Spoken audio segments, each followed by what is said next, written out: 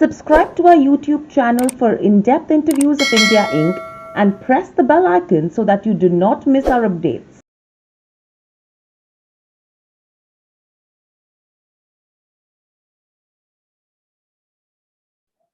Hello and welcome to Nirmal Bank, ladies and gentlemen. I'm Hiral Dadia. We have with us Seth Freeman, MD at Birali Advisory Services, joining in.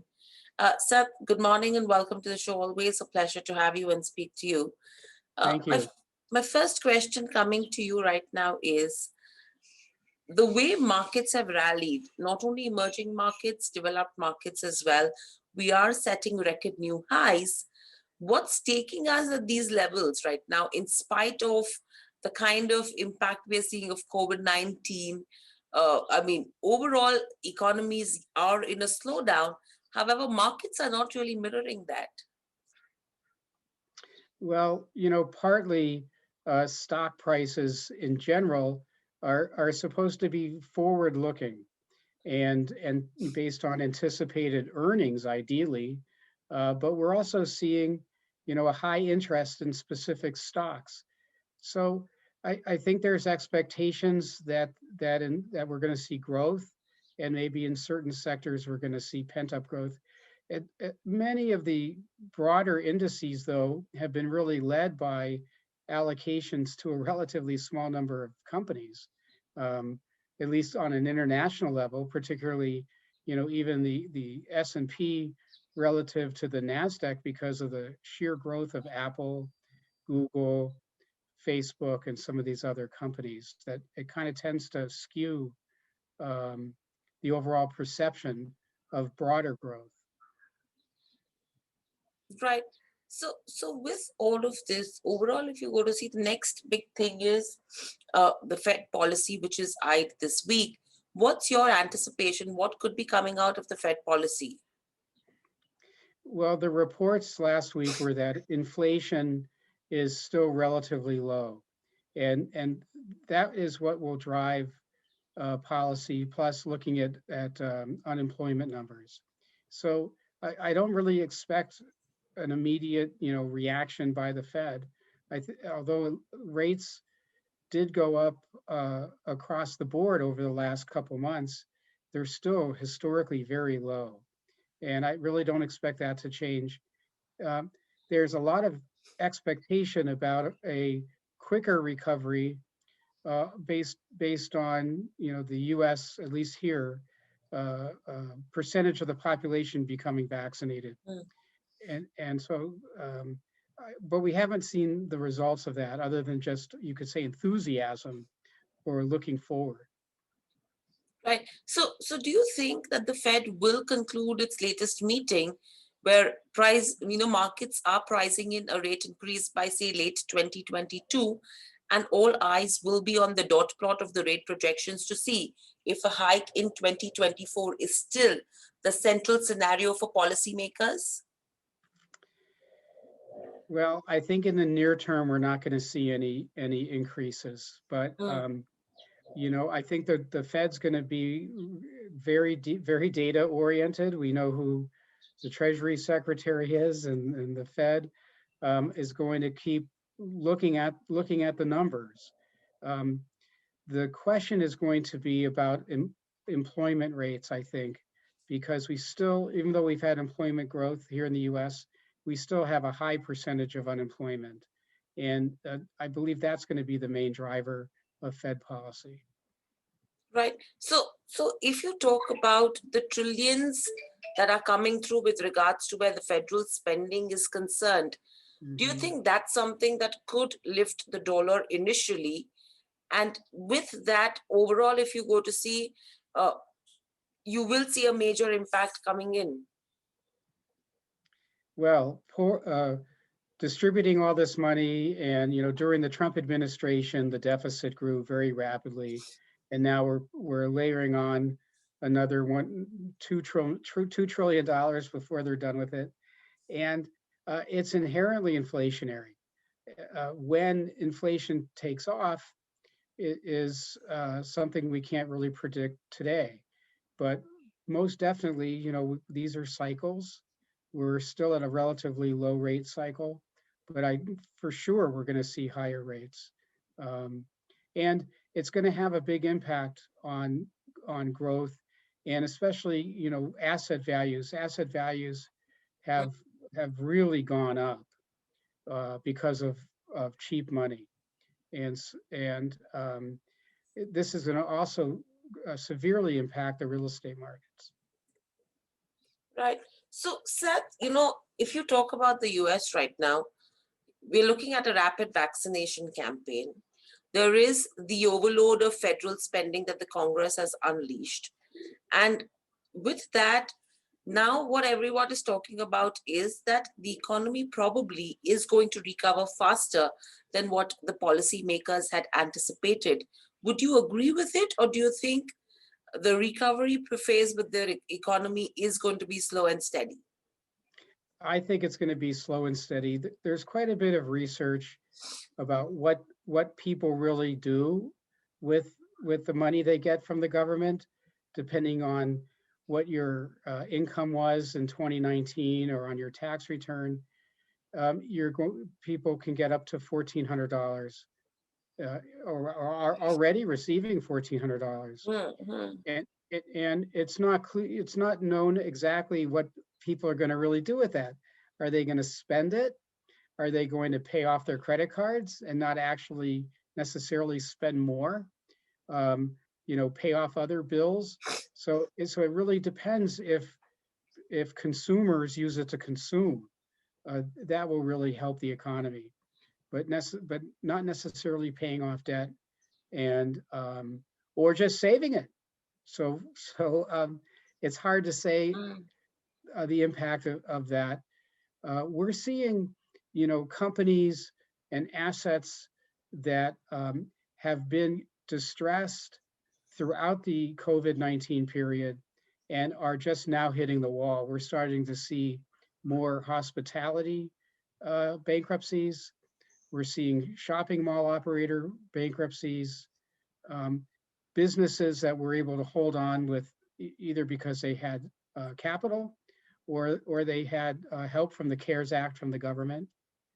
And so we're nowhere near working our way through distressed companies here in the United States. Mm-hmm. Right.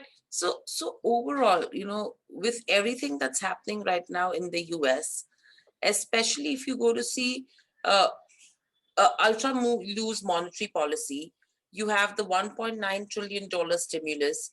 Do you think a combination of both of this could trigger inflation? And is that something that the markets are concerned about and fearing? Well, we saw, mortgage rates, interest rates rise 20, 30 basis points Hmm. over the last couple of weeks. So I think that it's something that investors look at right now, but I don't think it's driving any real investing decisions or investment policy decisions quite yet. I think we're going to have to see a sizable increase before it really has impact. And again, it's too soon to really understand where the economy is going to go, in the next 6 months to a year, in terms of the speed at which it might return back to where it was. There's also, I think, structural Mhm. shifts going on in the sense that many companies have learned how to survive with many employees at home. And this can really have a severe impact on office buildings, and in particular the businesses that have historically served the areas around office buildings, shops, restaurants, and so forth. And I think we're going to see actually structural changes. Hmm. Right. So, Seth, with the structural changes now, if hypothetically the inflation suddenly surges in the US, and with that, if you have the US 10-year bond yields which spike beyond a 1.8, do you think there could be a sell off that could be triggered in the equity markets? Yeah, it's possible that some major news could cause a sell-off. Sorry about the background noise here. Um, it could cause a sell-off because, prices are quite high. There's plenty of opportunity for some volatility. Some investors, have to be careful because they've seen a more or less a straight line over the last, year, and it's easy to kind of become complacent. I know, one thing that was very interesting is India announcing that it may ban Bitcoin, and that triggered, I think, something a 6% fall in Bitcoin value just overnight, basically. And so some news like that, I think, can really move the markets. Right. And then with this, what happens with regards to where US markets are concerned, do you think in terms of valuations, US is overvalued right now? Oh boy. Um, there's a cycling that happens in stocks and in companies. So I think you really have to look at sectors, and you have to also look specifically at companies within the sectors, because there's value stocks have done terrible, growth stocks have done very well, and it's likely that this will change, and so companies that have continued to be relatively undervalued get the attention of investors.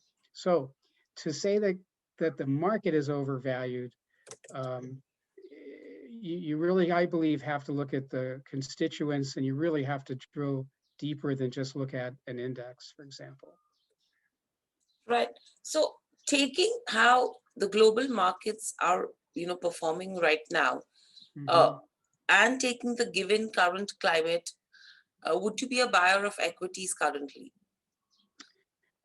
Well, I can just tell you, individually, um, we've always taken a very long-term view, and you need to watch your portfolio. But if you take a long-term view, then you can be pretty confident stocks are going to continue to rise. If you want to play certain sectors or certain momentum, you can do that too. There are investors that are looking specifically at what they believe are undervalued stocks that have still been impaired by COVID-19. Many stocks have improved dramatically in the last 2 months, 2.5, 3 months, and they may not be the same kind of bargains, you could say, that they were. I remember right now there's a lot of news coming out looking at like 1 year before at the way the markets just tanked as the COVID-19 coronavirus became understood better. I mean, literally a year ago. And who would have imagined the kind of speed of recovery that we have now? But for long-term investors, yes, buy.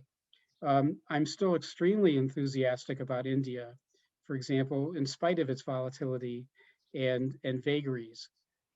So the answer would be yes. Right.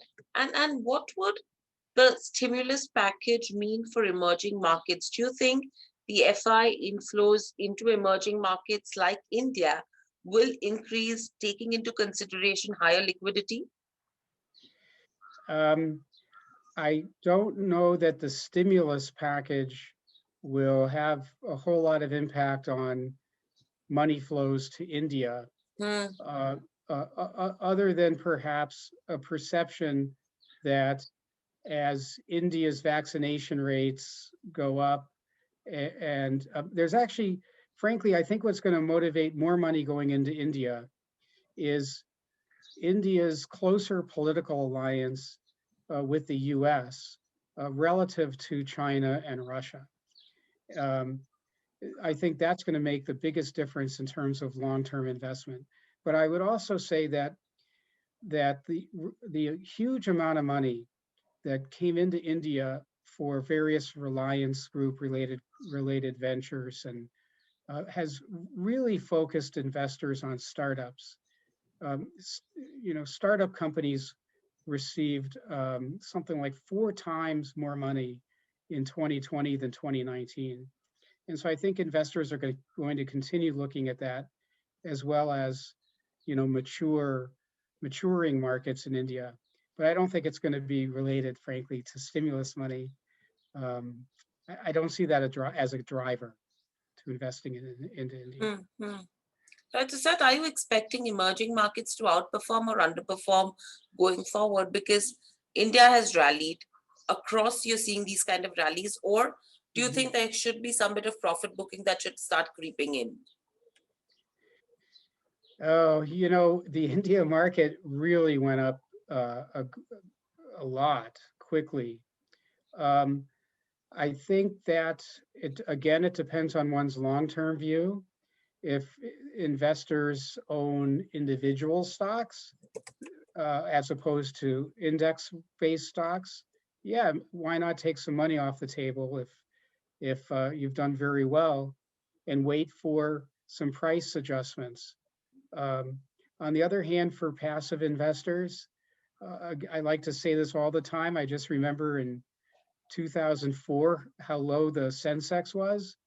I think it was 6,000 or something like this. And look at it today.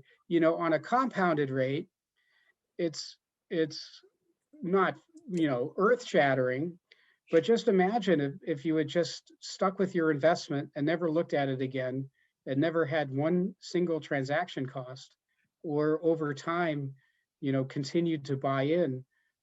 Most investors would be very happy without having to listen or read any single investment article. So I think it just depends. From a foreign investor, institutional investor standpoint, I think the action is going to be based on very industry specific investments, particularly healthcare. I think we're going to see a continued resurgence in automobiles and infrastructure. Right. And overall, taking into consideration the rise in terms of US bond yields, how are foreign investors actually viewing India according to you? Do you think the FI heavy stocks would tend to benefit more?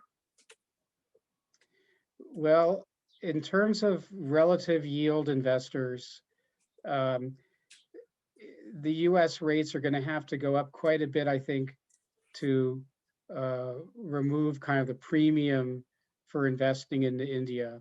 The issue, I think, for many investors continues to be some uncertainty in how taxes are handled.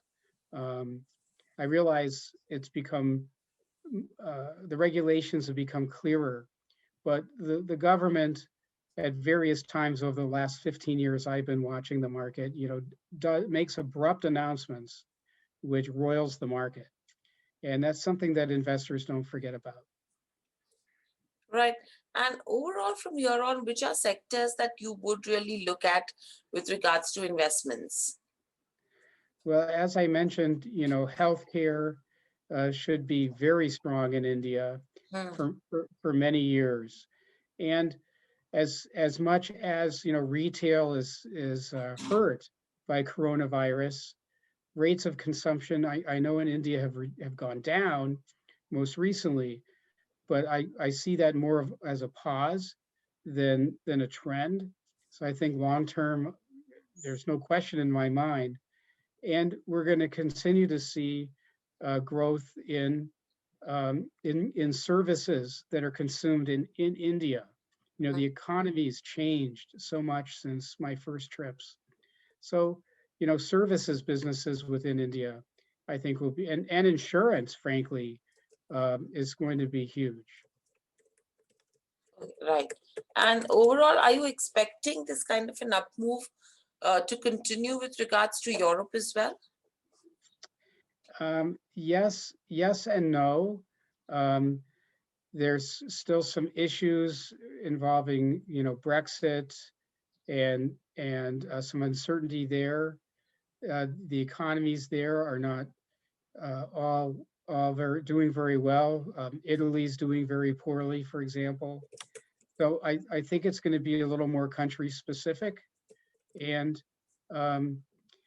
we're going to have to really see, I think, in terms of, at least my view in Europe, what the recovery is post-COVID-19. Absolutely. I think that's something which is going to be crucial. Thank you, Seth, so much for joining us on the show. Pleasure speaking to you. Thank Stay you. safe and speak to you soon again. Thank you. Have a nice day. You too.